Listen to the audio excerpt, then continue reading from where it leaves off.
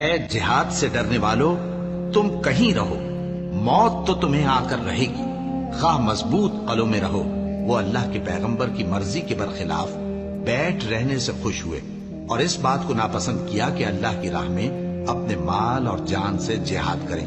اور دوسروں سے بھی کہنے لگے کہ گرمی میں مت نکلنا۔ ان سے کہہ دو کہ دوزخ کی آگ اس سے کہیں زیادہ گرم ہے،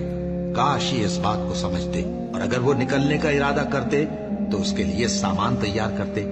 لیکن اللہ نے ان کا اٹھنا اور نکلنا پسند ہی نہ کیا تو ان کو ہلنے جلنے ہی نہ دیا، اور ان سے کہہ دیا گیا کہ جہاں معذور بیٹھے ہیں تم بھی ان کے ساتھ بیٹھے رہو۔